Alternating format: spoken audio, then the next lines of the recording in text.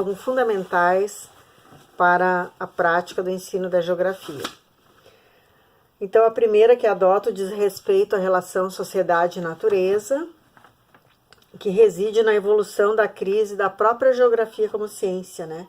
A gente tem, então, a relação sociedade e natureza abordada pela geografia, que busca a superação da velha dicotomia entre geografia física e geografia humana. A geografia se faz, então, a partir daí uma ciência de síntese, e ela contempla, porque ela contempla as diversas áreas do conhecimento, né, apropriada para abranger os diferentes aspectos da sustentabilidade. A superação dessa crise dicotômica tem elevado a ciência geográfica e a geografia escolar a superar enormes desafios que compreendem, então, ao tema como problemática da sustentabilidade socioambiental inerente à disciplina. A geografia escolar tem cobrado essa superação, e até mesmo nos livros didáticos, né, eles têm apresentado um esforço relativo para não tratar as diversas áreas da geografia como caixinhas separadas, né? A caixinha do clima, da vegetação, depois vem a da geografia humana, urbana, rural, né?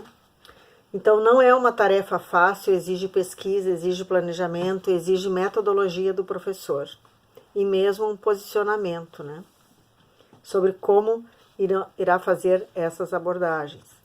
A sustentabilidade inerente a essa relação sociedade e natureza, né, enquanto um paradigma, a própria salvação do planeta, exige trabalhar com todos os aspectos da vida. Assim, compreender o todo exige conhecer as partes e vice-versa.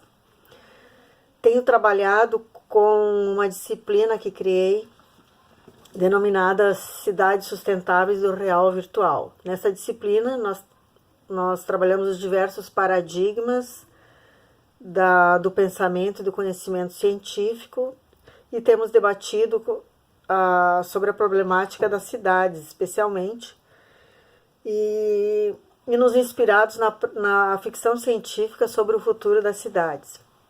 Os campos férteis da ficção em filmes futuristas não estão longe, né, de uma realidade possível para o inevitável caos ou fim das cidades, das sociedades como elas são. Mas, de outro modo, vêm-se possibilidades de vida alternativas e supostamente sustentáveis ao que se entende por preservação e recuperação ambiental às gerações futuras.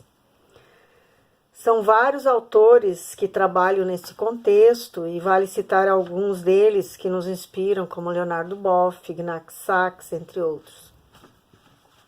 A sustentabilidade socioambiental tem vários caminhos, mas tendo atenção para a sustentabilidade social, os outros aspectos, como os do meio ambiente físico, devem ser relacionados. Assim, para o ensino de geografia, não basta tratar de um aspecto separado do todo. É necessário realizar correlações, análises, sínteses, né?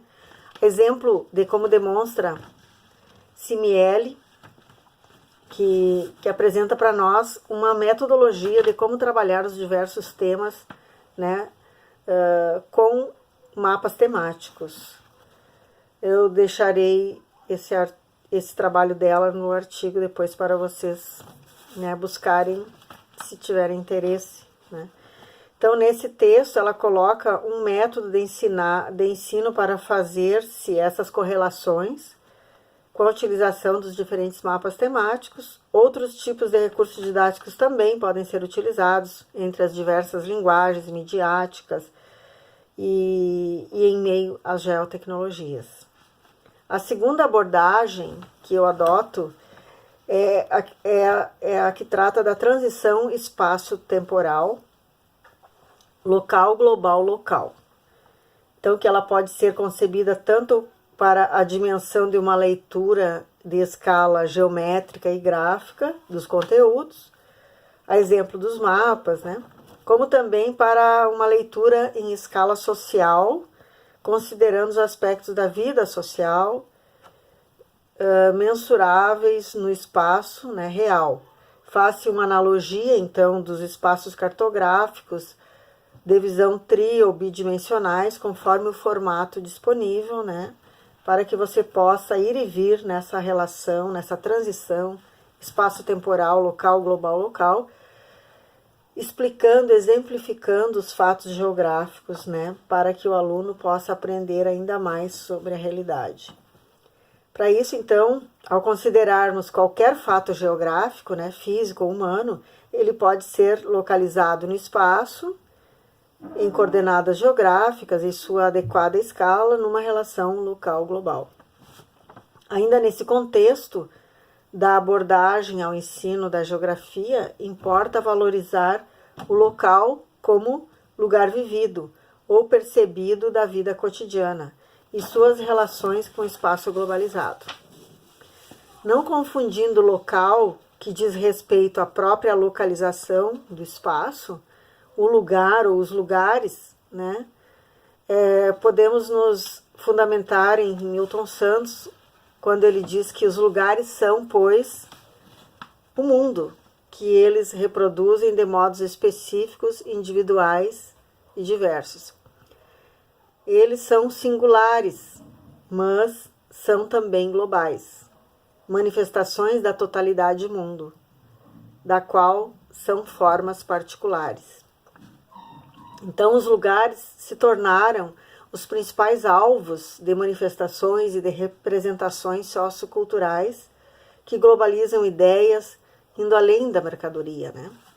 Apesar de globalizados, segundo o autor, eles não perdem suas particularidades, acentuando ainda mais suas identidades onde vivem, né? E lutando por esses espaços, para preservar suas identidades. Esse aspecto da vida das pessoas é importante para a preservação dos lugares, como meio ambiente sustentável, tanto nas cidades quanto no campo, pois são espaços contíguos e se complementam mutuamente em suas relações socioeconômicas, culturais e ambientais. E para a questão da sustentabilidade socioambiental, quero ressaltar um procedimento de aprendizagem fundamental para a compreensão do mundo, com referência ao que diziam Santos e Freire, né, em vários de seus trabalhos. Situar o aluno para uma leitura do mundo crítica e consciente requer do professor de geografia um exercício profundo de como fazer a propósito de um planeta sustentável. Contudo, é na base da formação dessa competência que se permitirá aos educandos a formação plena de competências e atitudes como cidadãos na luta pela sustentabilidade do seu lugar e do seu mundo. O pensamento único seria o caminho para garantir a sustentabilidade do planeta? O que nós temos pensado a respeito? Em que sentido, né? Podemos afirmar que sim, especialmente no que diz respeito à preservação da natureza e do uso racional dos recursos naturais para garantir o futuro da sociedade. Por esse viés, podemos adentrar em diversos temas da sustentabilidade tão necessários à formação dos professores, visando sua aplicação aos educandos.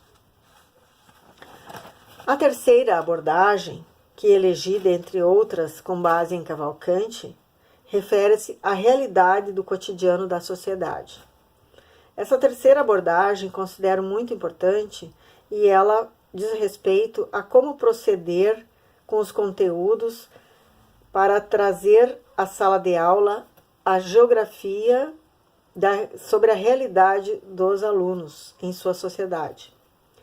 E mesmo em seu cotidiano, representando seus valores enquanto modos de vida. A geografia, como disciplina escolar, ela é dotada de conteúdos e métodos para aplicar essa abordagem.